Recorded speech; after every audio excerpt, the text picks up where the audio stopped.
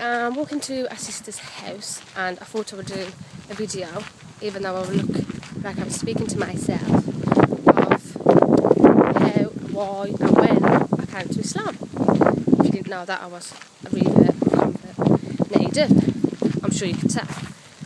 So I'm 24 now and I came to Islam on the 14th of May 2010 at 2:30 p.m. on a Friday just after Jummah Salah. I remember. Yeah, I'm 24 now and Islam sparked for me when I was around 15. And I remember our RE teacher, who was a Christian, telling us, I'm out of breath, I'm so unhealthy, telling us about Christianity, and I thought, you know, it just didn't make sense for me about the Trinity. At the time I was an atheist, but if I was going to believe in a God, it wouldn't be God's son, all that weird things. So, because at the time in the media was like it is now, probably better, speaking bad about Muslims and, you know, about Islam. And even at such a young age, I never, you know, I was a person who wouldn't just believe something off what I'd heard. So I thought, you know, I'm going to look into this myself. So, just being nosy. So I started looking into it and I couldn't find anything bad. Or just all good. So at that time, I went home and I remember writing on a piece of paper that my religious status, that was a Muslim. So maybe at that time I wanted to be a Muslim. But thought she was asking me if I'm alright. Oh my God. Yeah, so at that time I wanted to be a Muslim, but I didn't, so obviously I wasn't fully convinced at that time. So over the next couple of years I went on a bit of a bad path, and you know, a lot of reverts stories that I've heard, they sort of hit rock bottom, and then, you know, you start to question life and you start to think, you know, there's got to be more to life than waking up in the morning, you know, going about your day to day, going out on an evening, coming back, going to sleep, and then, you know, and then you die. Like, it's just weird.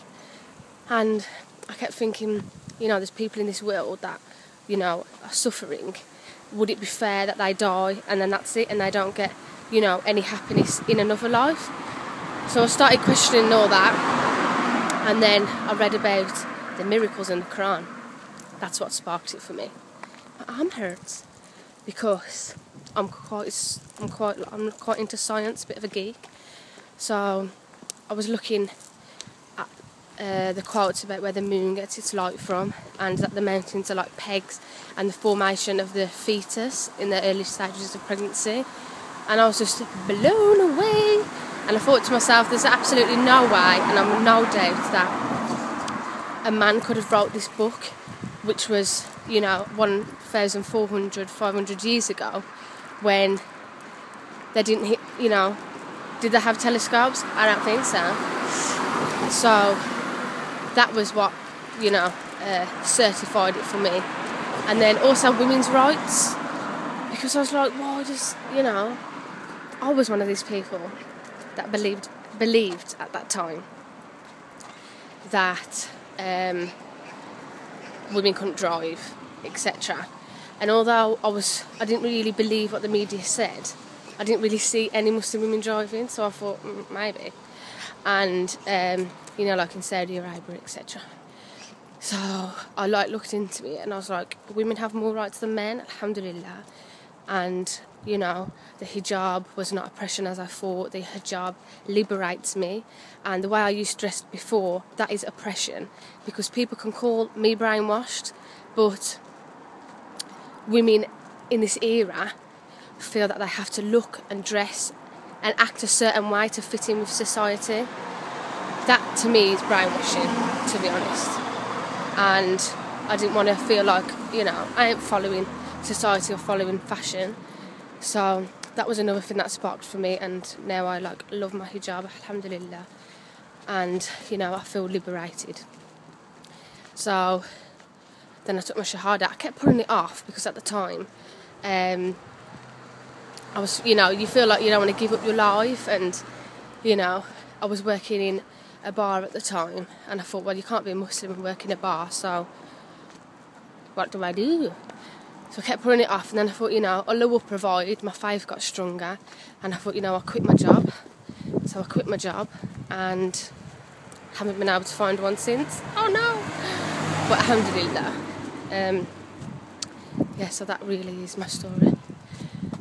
My family, alhamdulillah, I think they were just confused at first, which it is a big change, and I think a lot of converts need to understand that, as much as we are changing, it's a change for your family as well, like your son or your daughter or your relative is like becoming a Muslim, which, with the media, it's not a good thing, is it?